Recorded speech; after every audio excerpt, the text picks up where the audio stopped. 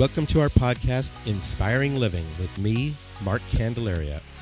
I am an architect, blogger, traveler, chef, father, and husband. I'm the founder and now partner of a fabulous 25-person architecture firm specializing in high-end residential architecture, designing amazing homes across the country. We have hosted tours to Italy, Spain, and now Napa over the last 20 years, and in the course of all this, I have met a lot of interesting people who truly inspire me. Our podcast is about all the opportunities that are right there in front of us to inspiring living.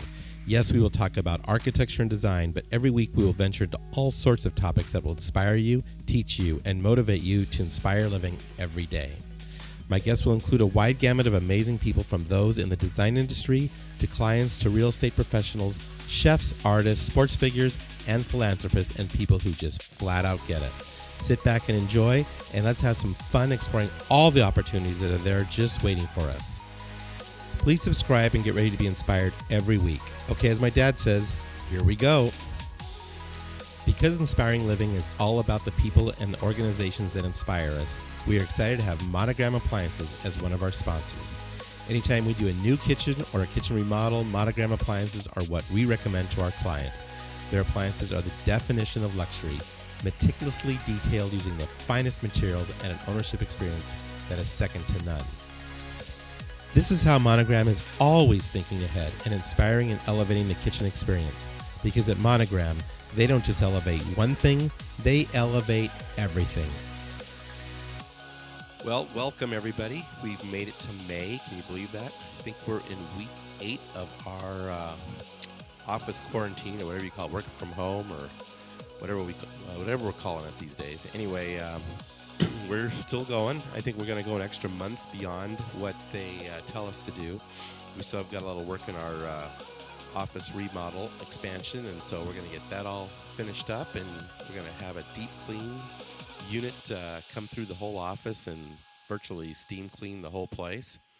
And so we're going to make sure it says clean and ready for everybody when they come back, so that we all just want to do the best we can to keep our employees, our clients, and all of us healthy. So we're going to really get after it. Anyway, I want to thank all of the local publications here lately that have us featured. We've got Phoenix Home and Gardens, got a beautiful feature on the house we did in Silverleaf with Schultz Development, Earth and Images, Berghoff, Creative Designs and Lighting, and so many vendors that contributed to the success of that house. So I want you to check that beautiful feature out.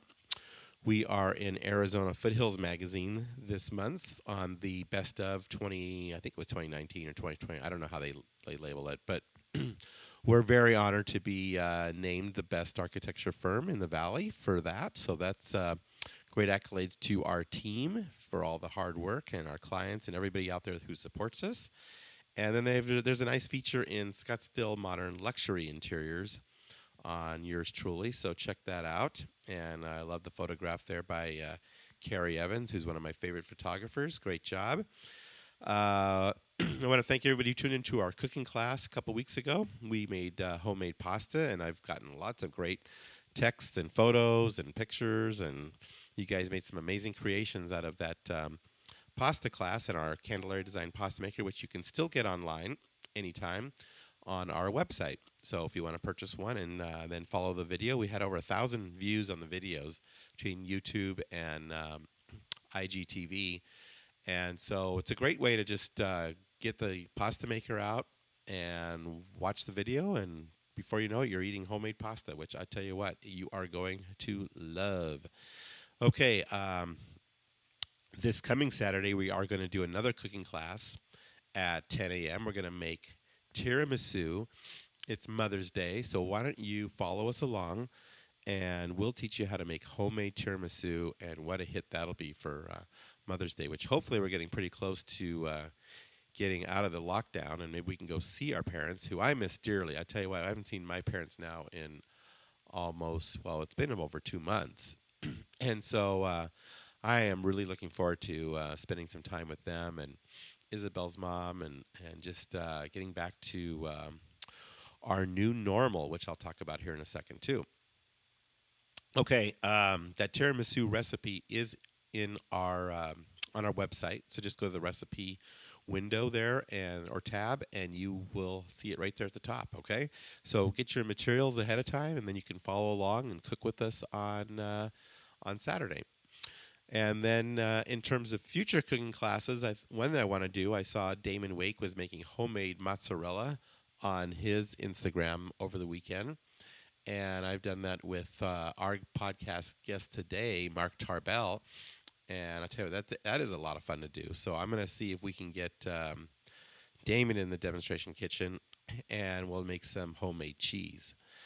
Okay, I think that's it on announcements. I do have a quick thing I want to read that I saw over the weekend that someone shared with me. I really don't even know who the source of this is, so I apologize for that. But to me, it is spot on how I've been thinking about this whole COVID-19 thing.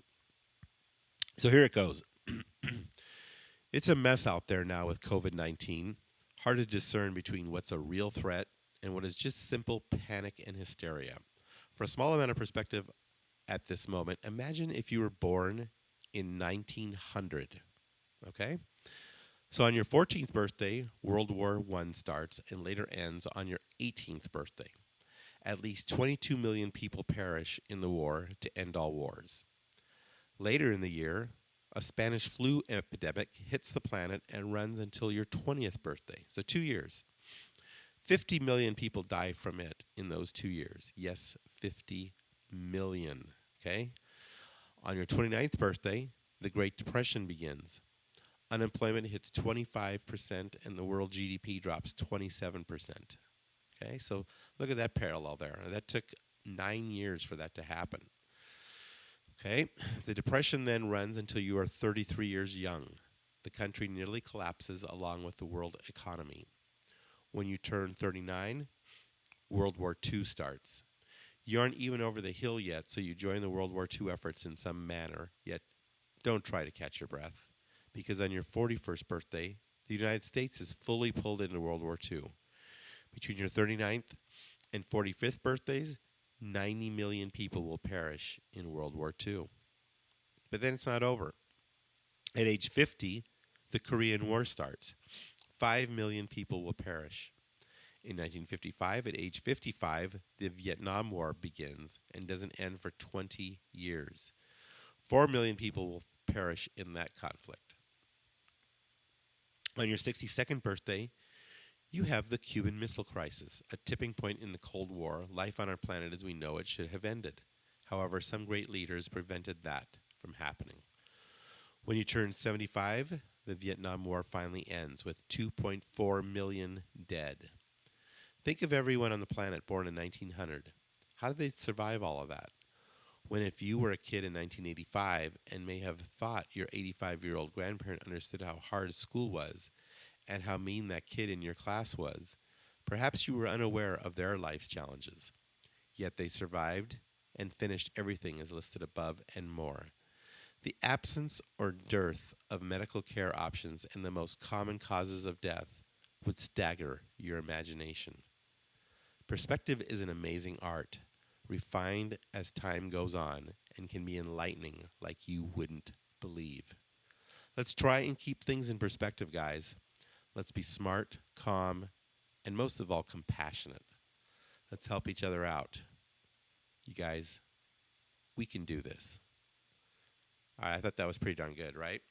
I mean, it really does put things in perspective. And I look at my mom, and she was born in East Germany during the beginning of World War II and virtually lived her whole childhood in World War II.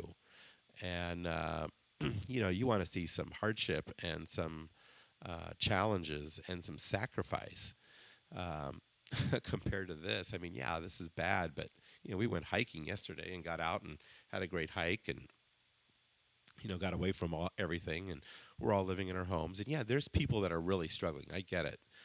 Trust me, I know. So everyone's perspective on this is very, very different. But I think all of us, relatively speaking, can put this into some kind of perspective that helps us get through it, helps us move on. And I just hope we all take a lot of good takeaways from this, too, because I think there are quite a few of them. You just look around, the fresh air, the beautiful skies, cooking from home, as we all know.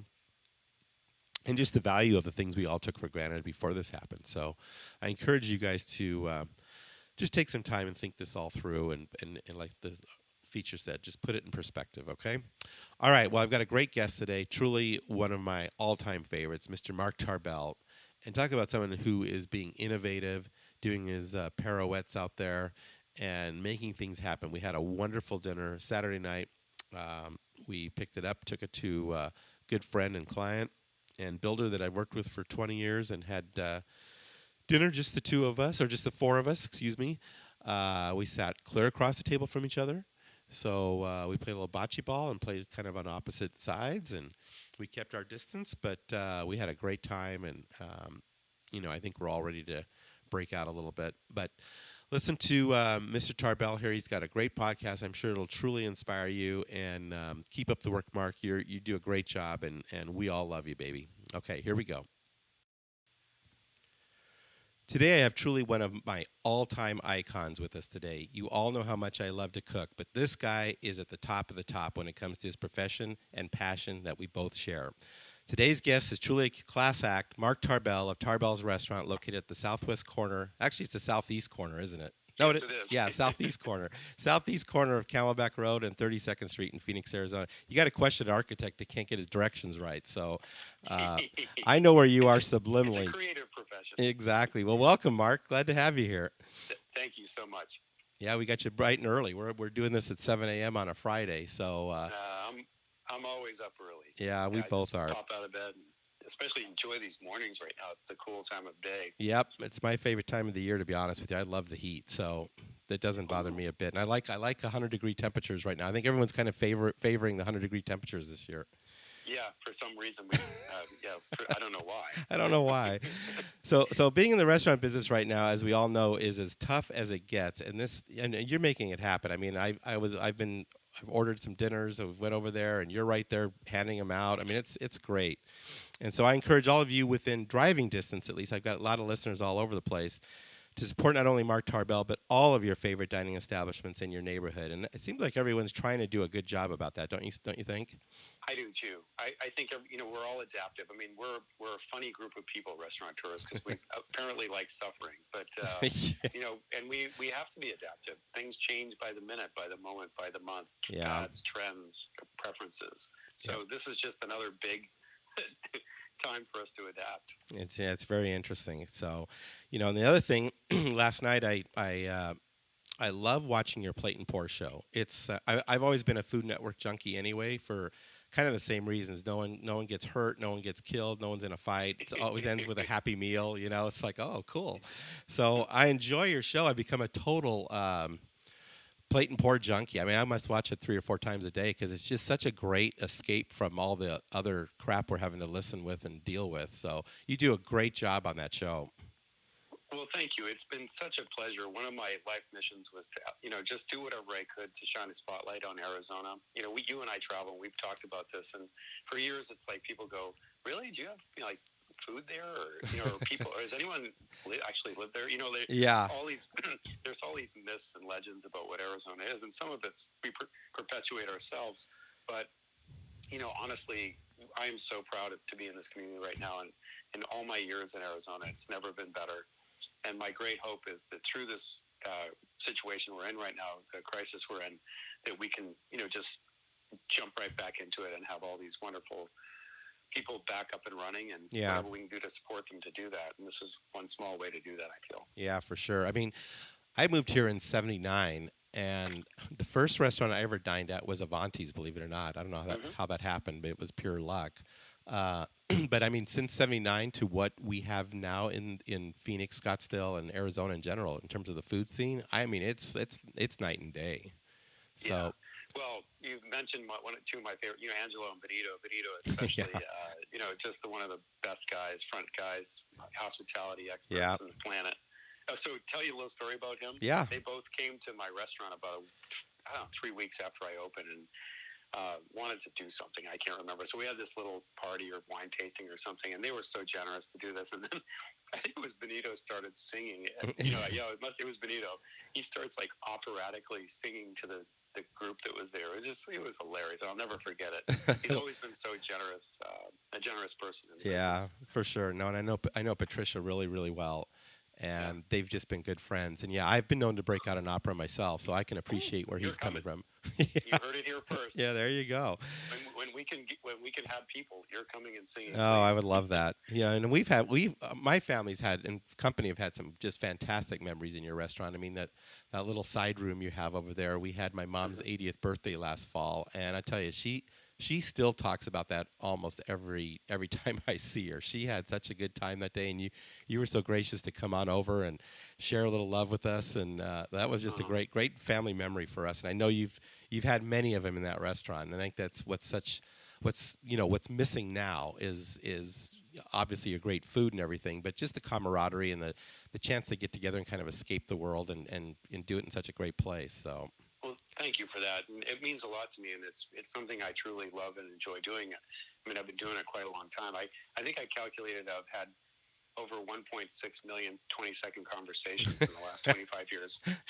yeah, I can imagine. Well, we really try to aim for that coveted corner on the end of the bar when Isabel and I go in, and it's just a great spot to kind of mingle with your staff, and which, by the way, are just such so much fun to talk with and hang out with. And I know they're always busy, but they always make time to just make you feel real comfortable. So I really appreciate that. I'm with them every day. They're good people. I can tell you, it's a joy to Yeah. be with them. And then you've got the tavern next door and the wine store, which we can talk about too. I didn't even talk about that in my questions here, but uh, the tavern is a lot of fun. I love that Sunday gig you do where you just sit around the bar and then you talk to the chef and you make some kind of great recipe. Tell us about that a little bit.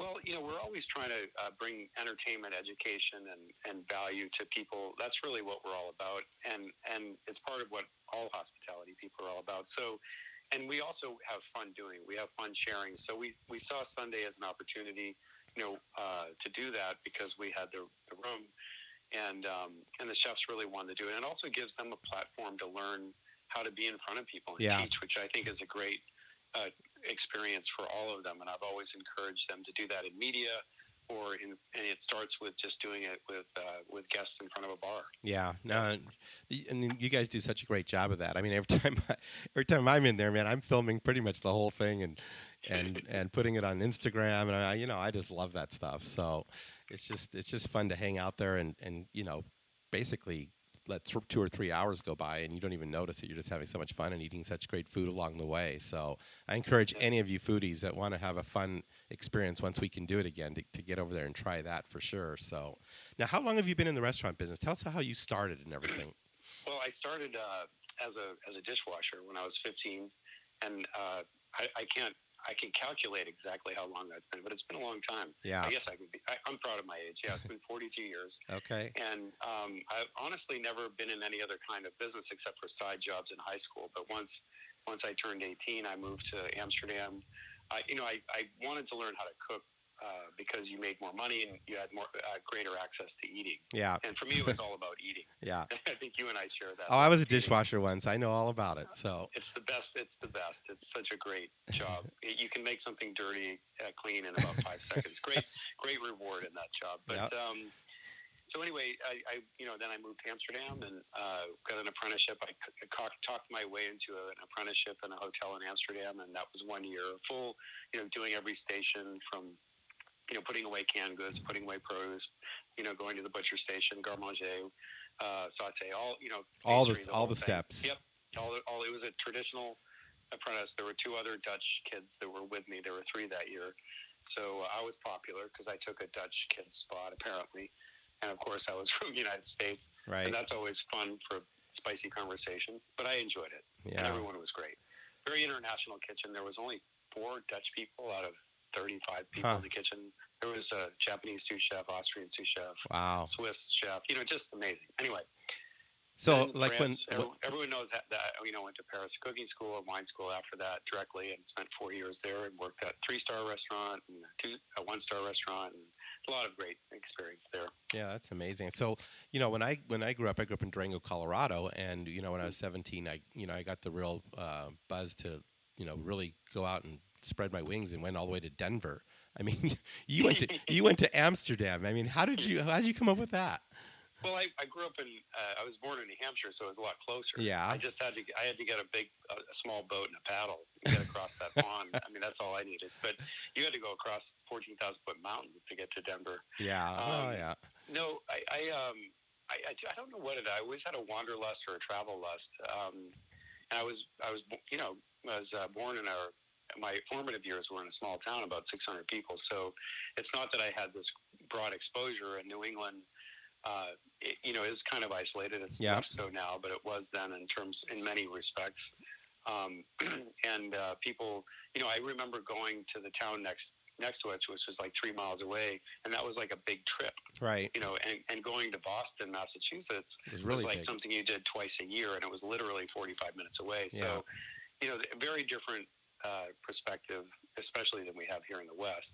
I mean, I can drive 40 minutes to coffee. Yeah. So in Arizona, so it's just I don't know how it happened, except that I had this wanderlust, and I was very, very passionate, industrious, and fearless. Had you been to Europe before? Once, yes. I was very lucky to go there when I was quite young. I was always interested in outdoors and hiking, and we were a member of this Appalachian Mountain hiking group, and that group took some families and some youth to Europe to do some hiking one summer, and that was it for me. Gotcha. Yeah, I was very young, so I kind of made fun of it, and I was, probably didn't behave well, but what I do remember is wanting to go back. Yeah. So it was a big deal. Yeah, no, similar situation for me. My mom and dad took my brother and I, when I was 9, to Germany, because my mom's from Germany. Yeah. And it had just had such a profound effect on me, whether I realized it at the time. I look back on it now. It's like, okay, that's where that came from. That's where that came from. You can see it. So I was 9 as well. Were you? Interesting. We share that. Yes. Yeah, interesting. No, but I've always had the passion the bucket list of going to France and Paris and take cooking classes, and it's something on my bucket list. I'll do it someday. Because I just, as you know, I love to cook, and so I'm such a big fan of yours, because you're just amazing. I love watching everything you do, and cooking for me is just so damn faster than architecture. Yeah, you can create architecture on a plate in minutes. In hours, minutes, yes. Yeah. It's also something very soulful. I mean, I can see it in you. You have a soulful character, and for you, you can identify with it. And also, you really like to share and through your work, you bring pleasure to people. Yeah. And it is really a way to share. Yeah. And it's the same. I've seen all the similarities. The more I cook, the more in architecture, it's the same exact thing. It's just different speeds. That's all it is. Yes. Yes. Same motivation. Yes. Same motivation, exactly. So how did you end up in Arizona?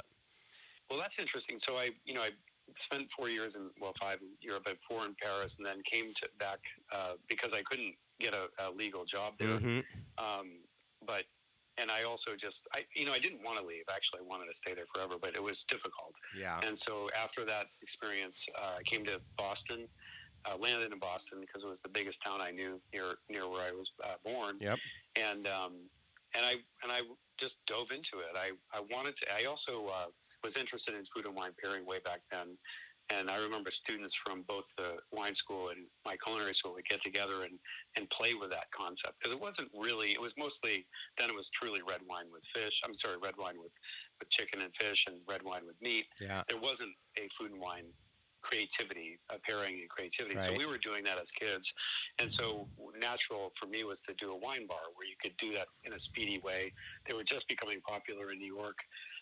There was a wine bar, excuse me, Mark, and listeners, in Cambridge, Mass, where Harvard is, that had just opened and was getting major press. So I was interested in it. I was actually interested in opening a wine bar. So I instead of going to the finest restaurant in Boston and getting a job, which would have been natural, I went to this place, and because I wanted that deep exposure. And it had a wine store with it. And had a little wine cooking classes they did on the 3rd floor. And there are many stories about that, but I got involved in the whole thing. Interesting. And it was very fascinating.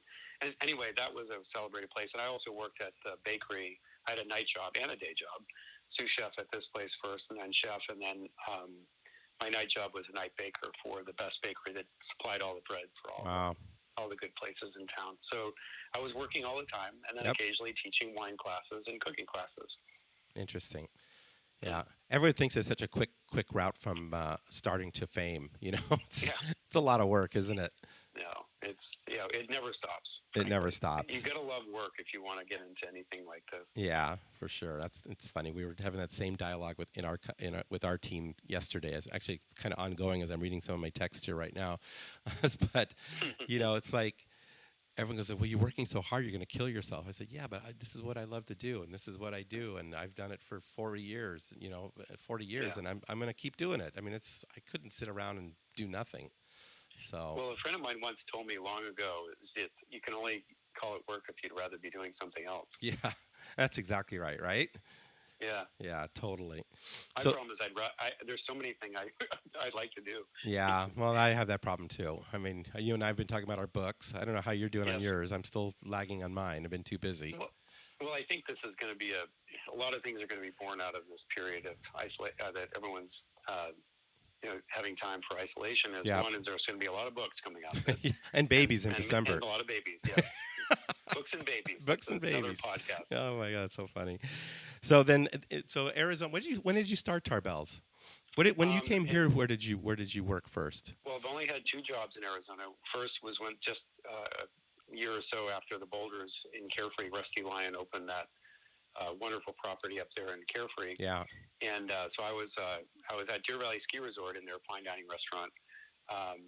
I talked my way into a front of the house position because I didn't know what happened beyond the kitchen until then. Yeah. Frankly, but I was able to use my wine knowledge to leverage myself into that job, and it was just a great experience because the Nasikas family and the Stern family just created something magical there in the 80s, and I was lucky to be there. And then when one of the founders, Jim Nasikas' son, was running the place, and he was brought down to Arizona to run the Boulders by Dick Holtzman, who's a wonderful man. Yep. And so these were real hotel people. They were born hotel people, right. Second generation, high level. And so I was lucky to get a job there and eventually after a year, become food and beverage director.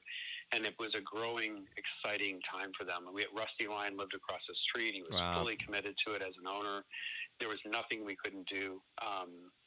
We had 116 casitas, and it was magical. And the team that I had, only one small part of it was the number one restaurant in the world, hotel in the world for like 6 years. Wow. I was there. It was interesting. But my dream was to open a restaurant, and I was growing with that company. I felt good. They had just purchased the Peaks and Telluride, and they offered me the number 2 slot there. And I had a Y in the road, and it was painful because I loved this company and these people. Yep. But my dream was more powerful of opening a restaurant. Of course, I gave them like a year's notice, but they were, of course, not happy. I mean, they were disappointed, but understanding. Yep. And I did work the year out and transition, but I promised not to work on it at all, my project, until I was done, which I did. So that left me with nothing. January 1st of 1994. Okay. No prospects, no money. Yeah. A little bit of 401k and a bunch of other things, and so I began looking, and eventually opened Tarbell's in December of 1994. Wow. So you came down here, and it's been in the same location, right? Yes, that has the exact same location. Yeah. Yes, it hasn't really changed. Right. Yes. Yeah, crazy. It's amazing. So you started with virtually zero.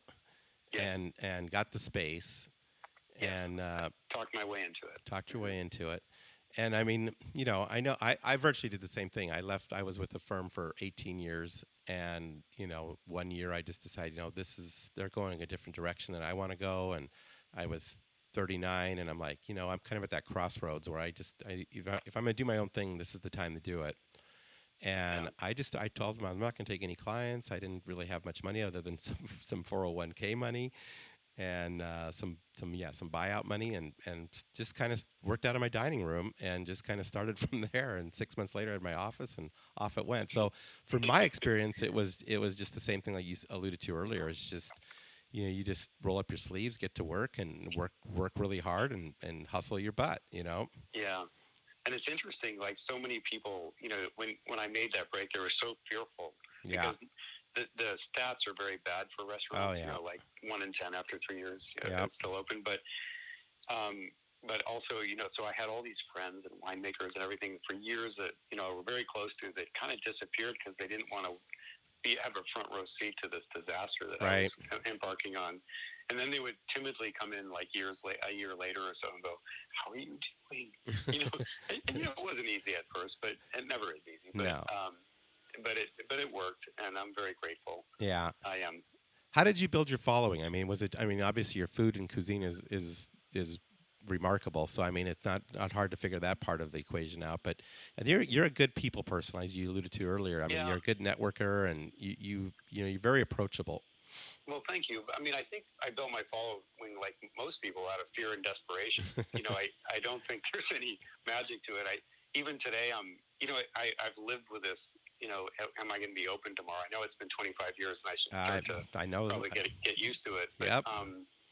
But that's really it. I feel like today's a new day. Yesterday doesn't matter. I mean, the restaurant has received a lot of accolades over the years, but I've never read one. I've never read one article ever that's been, except they're bad ones. If there's bad ones, because you learn something. Yeah. But generally, I am really, I'm really focused, and I'm lucky that I do really love people, and in general and Mm-hmm. in specific.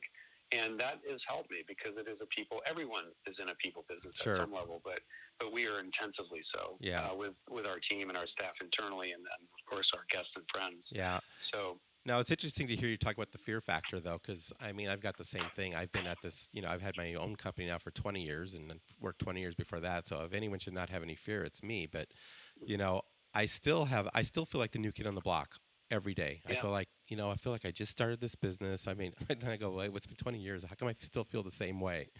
Yeah. But I think that's what motivates me and drives me. It's like I feel like I still got to prove myself every day.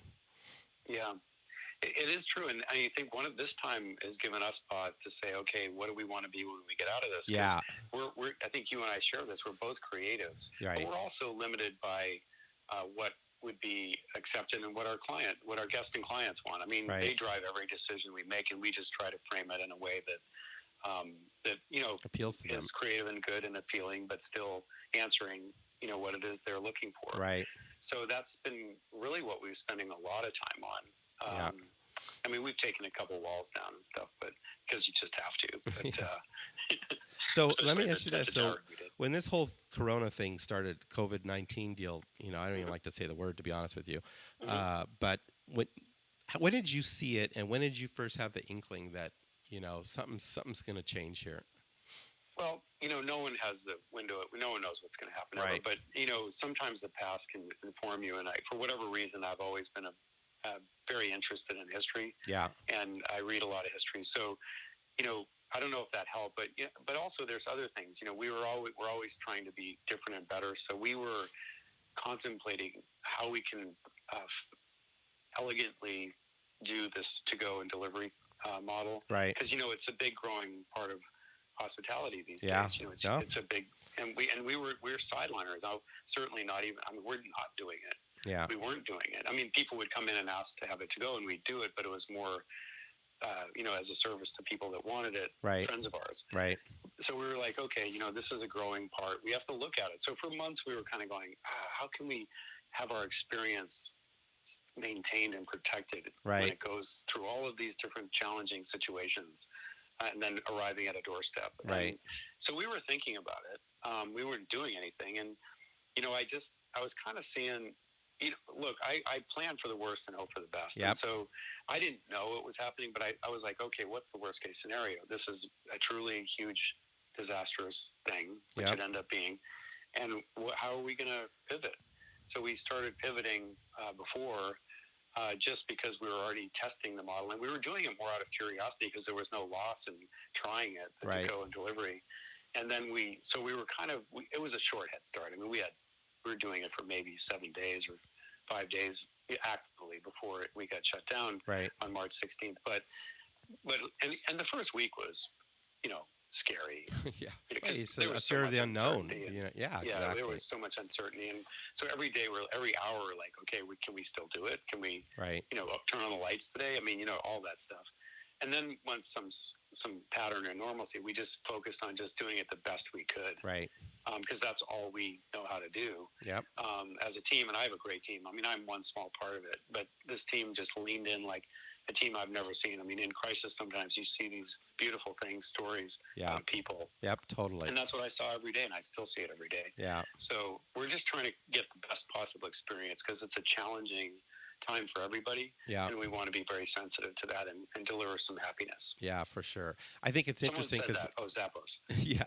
yeah, as I mentioned before we started the podcast this morning, I mentioned that I listened to your podcast with Renee D, which was just, Yes. I think, a few days or, a short time after the whole shutdown had just started. Yes. And I think you picked a great word. You just mentioned the word pivot, but I think in her podcast you mentioned pirouette. Yeah, I've been saying pirouette because it's more elegant. Oh I yeah, kind of like it. it I mean, totally.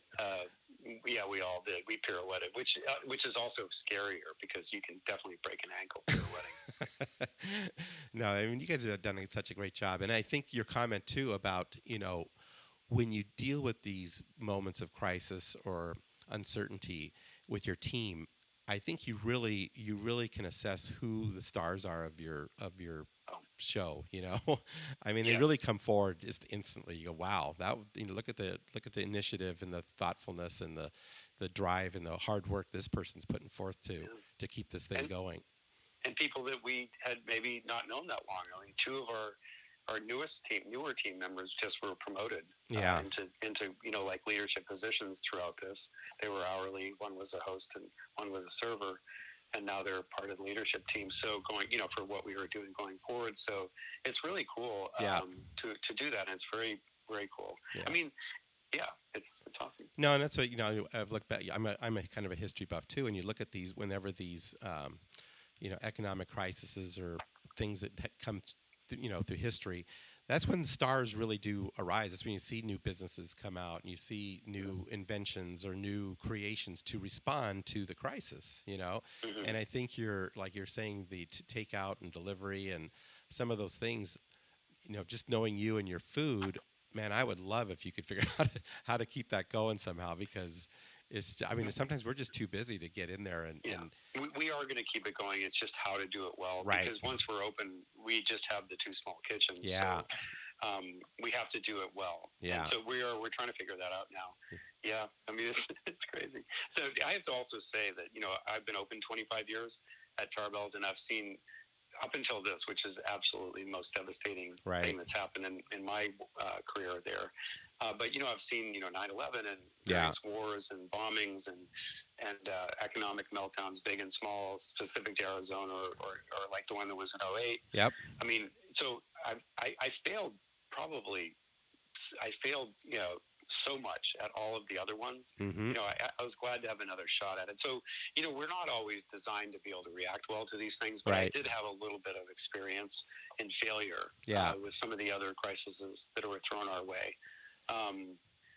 To be able to tap No, into and go, totally. okay, well, don't do that. Yeah. Because that didn't work. Yeah. No, trust me. I always like the line. The line I use so much is I have failed so many times that failure finally gave up and I became successful. So, but it's for what you just said. I mean, you learn from them. And you can't. It's hard when you're going through a failure or you're going through. Like I said, I've had plenty of them. But the more you've gone through them, it's like what you said. You learn to take something away from it. Yeah. It's like, okay, I know I'm in a bad place here. This sucks and whatever. But what can I do? What can I learn from this that I can apply next time? And when it does come, like this whole thing, it has been a lot easier for us. I mean, we're luckily in a business where we can keep doing what we're doing.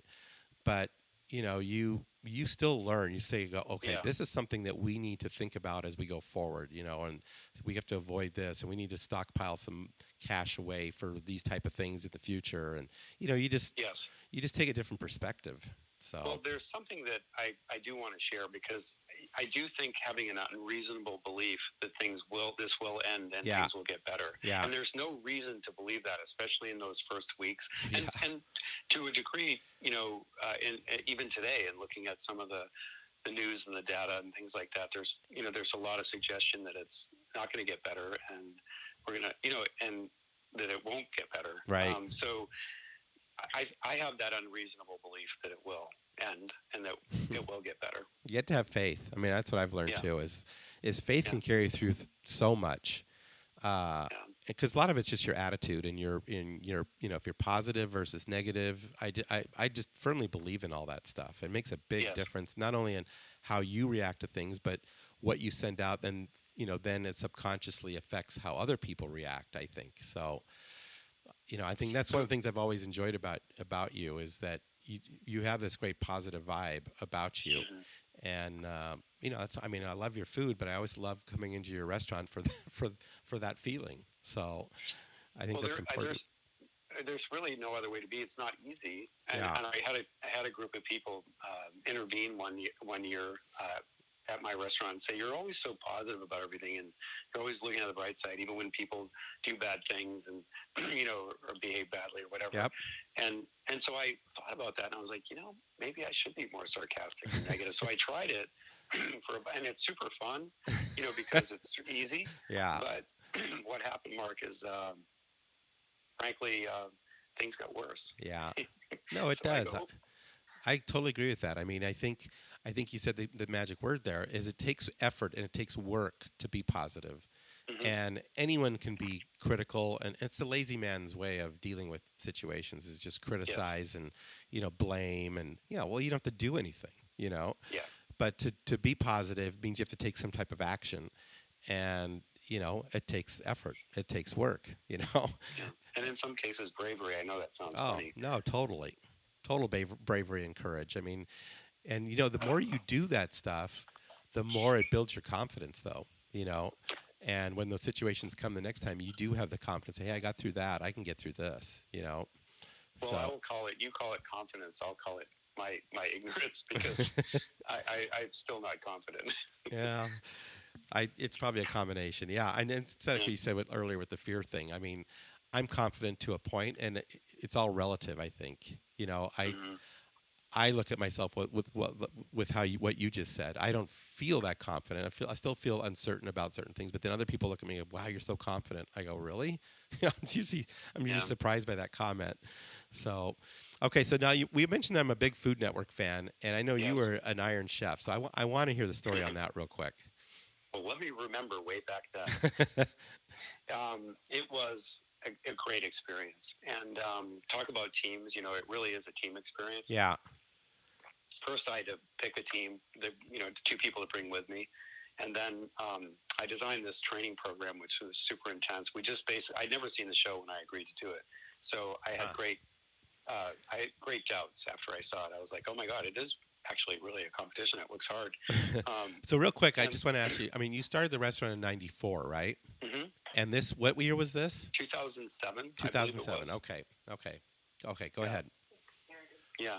And so, yes. And so, I broke the show down, and even to the point where I had people filming it bumping into us while we were practicing. And we practiced for 47 minutes because I'm a weird person. I like odd numbers because the competition's an hour. So I figured if we could do it successfully and come up with an ingredient and come up with, stuff that would win in front of fake judges in 47 minutes with all the drama and adrenaline and all cushion. Of that stuff. So, it's all about preparation. And there's times, a lot of times, I don't know if you're like this, but I'll wing it, because creatives have this dangerous part of them that want to wing it. But when I really am tasked to it, I do like to break things down and really, really prepare. Yeah. And so this was a national.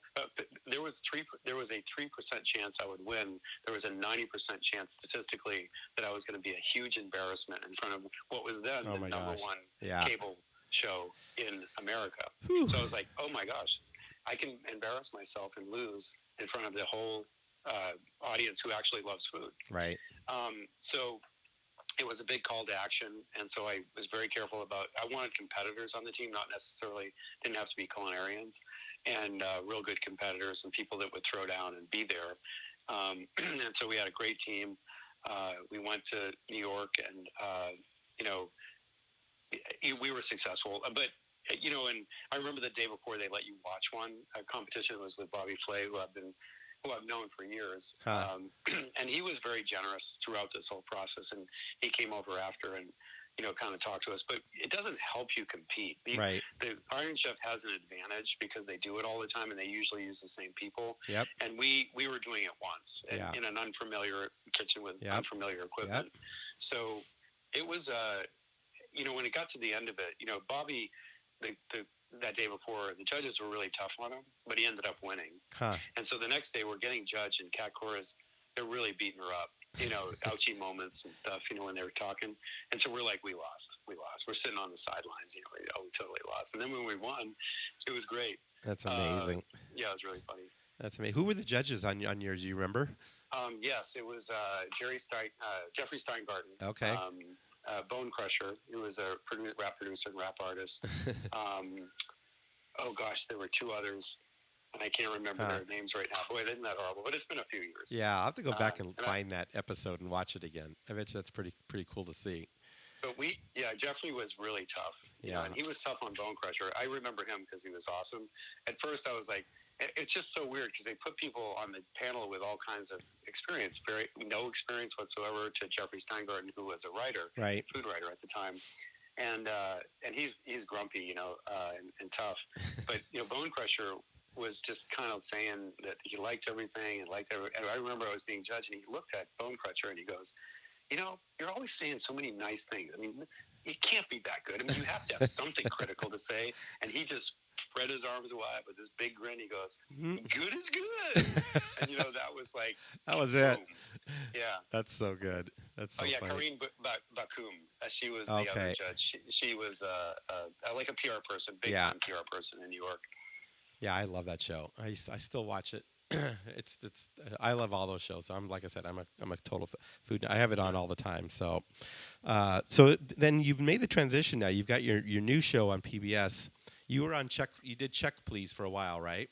Yes, 2 years. 2 years, yes, and two then seasons. And now you've done 2 seasons of Plate and Pour. Yes. And I'll just be real honest. I love the Plate and Pour format so much better. It's just so much more fun to watch, and I love all the great places that you're enlightening us all to. I mean, like the place in Prescott, the bread and breakfast. Isn't that cool? That was so cool. I want to book that. And then I watched the guys down in the Del Bach whiskey or whatever distillers. One of the best whiskeys made in the country. Yeah. I mean, let's be honest. I mean, I'm a whiskey person from before it was popular. American whiskey, whiskey particularly. But yeah. It's a good one. Yeah, it was a good one. So you've usually 2 or 3 people or guests on each episode? It's 2, usually 3, sometimes 4 with the little interstitials, the minis we call them. Right. We're trying to get as much in as we can because we're obviously celebrating Arizona, the people, the culture, but obviously it's through a lens of food and wine and spirits and all of the good things that are happening here. Yeah. And beer. Yeah. Can't forget the beer. Yeah, I think what's been surprising to me is I had an innate sense that things were getting better from my what I now know is limited exposure because I didn't get out much. Right. But with this show, I'm actually going, I don't know, we could do this for many, many seasons. There's so many places on our list. That was my question is how do you develop the list? I mean, just in the little bit I've watched of your show, like the mushroom guy and the big dude that did the goat cheese and Wendell Crowe. Oh my God, these guys! I just want to meet these people. It's like this is so freaking cool. You want to meet these people. Yeah. Well, it has.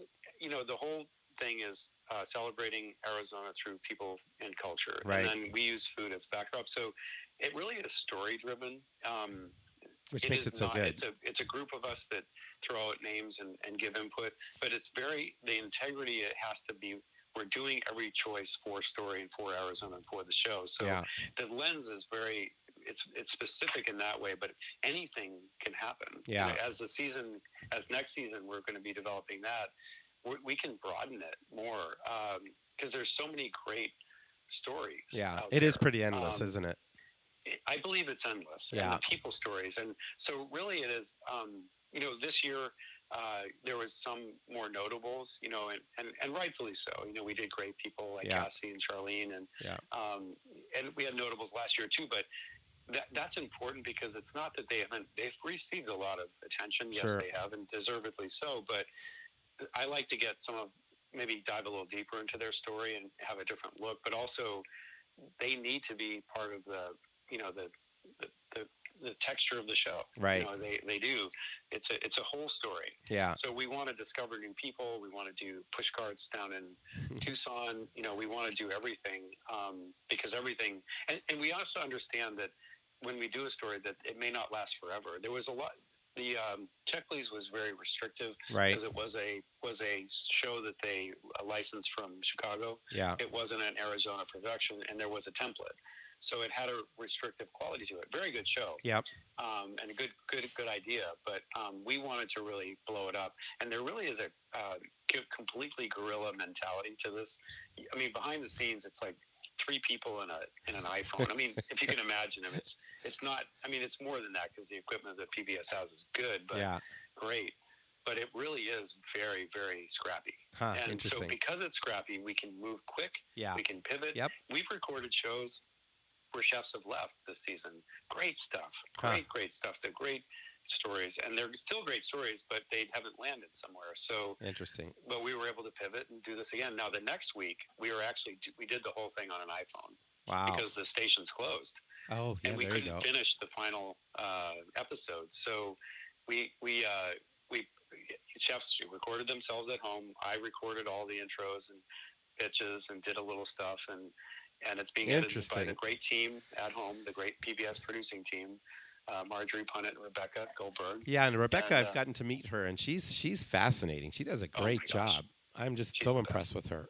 The team that works there, it's just unbelievable. Yeah. Unbelievable. Yeah, so I've been talking to her, just so you know, a little bit about maybe doing a show with you or whoever, kind of tying my Italy trip and my Spain tour and some food and some of my houses and some cooking. And so put that in your hopper and start chewing on that one a little bit. You said Italy, and I stopped thinking. There was no other discussion. Right? No, we would you have in Italy. That's another one of my bucket list thing would be traveling with you somewhere like that. I mean, man, would that be fun? We're doing it. As soon as they rip the lid off this thing. Oh, my God. That would be so much fun. Let's do some iPhone filming with Rebecca. Yeah, right? It'd be good. So I know you and I met about a year or so ago and that you were working on a book. Are you still doing that, but in the midst of all this? Oh, yeah. I've been working on it for 28 years. Yeah, me too. A lot of content, not a lot of, I have that typical creative paralysis. Yeah, sounds familiar. I have hundreds of thousands of words written and stories, but the good news is I've learned late in life that you need help. Yeah. And I've learned this very early in life, but I keep expanding that, and I'm getting help now to organize it. And we just yesterday met on the phone, and we're going to start doing a weekly call. And so funny. That's exactly what I'm doing. I mean, I've had contracts and publishing deals, and I'm so niggly and weird, and I had such a great business manager. Like, I don't like this word in this contract. I'm like, okay, let's not do it. It's just an excuse to get out of it, right? Yep. So I've gotten over all that, and I just want to get it out there because, and also I really had a firm belief from a young age that you shouldn't write a book young. I read that somewhere. Yeah. Especially if it's somewhat autobiographical. Right. Doesn't make sense in my opinion. And I don't think I'm old enough yet, but I do think I've lived enough to have some legitimate stories and maybe something unique to share. Yeah. And I don't know that. We'll test it and see. But I do think it's important to document it, just if not for anything else, just because it happened. Yeah. Really, that happened. Yeah. No, I think it's a great learning experience for young people that are coming up to read those biographies. And I mean, that's why I love reading them. It's like, okay, that's interesting. I would have never thought about that. But I think you're right. I think to write when too young doesn't make sense, and to wait too long, I just think I know the effort that it takes to put a book together. I don't think you can wait too long either. I think we're in the zone where it's the right time to do it. To be honest with you. Yes. Well, I'm doing it, and it's gonna at least my mom will read it. I'm pretty sure. My working titles are. I've always liked First You Take a Leak, and if you can imagine the cover photo. Me standing in front of a tree, back to cameras looking That's at. funny. No, I won't do that. I'm sorry. You can delete that from the podcast. So, given everything But you are going through now with everything, how do you? I mean, we touched about it a little bit. How do you stay positive? I mean, are there things that you do to help yourself stay positive, or does it just come naturally? well, as we've all experienced, a certain amount of challenges in life, it's all relative, right? Right. And I think as you gracefully go through the years, you do get some perspective, and that helps. Um, but for me, it's a bit of there's work that goes into it. I Yeah. think I haven't always taken care of myself. I've always eaten a lot and very well. A balanced diet. I always call my balanced Yeah. diet is kale and bacon. So. But I have been taking care of myself moderately. Mm-hmm. In terms of exercise. Yep. And then I've learned late in life because I tried to meditate. And I'm the type of person maybe like you is if I'm not good at it, if I'm not perfect at it, I don't like it. There's Yeah. either it's a battle or a challenge, and that's the exact opposite of what yoga and meditation are. I don't do yoga, but yet. And meditation is a practice, and you just do the best you can. And Yep. I do a very short amount every day, Yep. if I can. I don't always do it, but I try every day, and that's been only 2 years, 3 years. Uh-huh. It's helpful. Yeah, just the calming aspect of it. Whether you do good or not at it, I just think taking those 15 minutes to just kind of think about your day and think about what you're grateful for. It's helped me a lot. So I definitely I think what you say and what you're experiencing is virtually my same experience. I mean, it's exactly the same. I just do it. I don't judge it. Yeah. And it's called quiet time. You can call it meditation. I have a hard time quieting my brain. I mean, it's just virtually impossible. So I just kind of let it just go and just see where it takes me, and that works fine for me. Because there's some practices of meditation where you're supposed to clear your brain. Never could do it. Forget it. Never. Yeah. But there's other practices that suggest that you can just let it run, which is what you and I do. Yeah. And that's okay. Yeah. It works perfect for me, and I love where it takes me sometimes. I'm like, whoa, I would have never thought of that, Yeah. So, well, that's awesome. Good. So I know you're a busy guy. I know you got a lot to do. What can we do as a community to help you and all those in the restaurant leisure business right now? I mean, I'm planning on ordering from you tomorrow night, and we're doing another restaurant tonight. So we're trying to do our best to support you guys, and we love it. So. Well, I appreciate that, and that is happening, and I'm so grateful for it, and it just gives us so much validation and joy. But really, for me, I'm looking at going forward. We had just built one of the best culinary food and wine and spirits and beer industries in the country. One of the most talked about and exciting, I feel.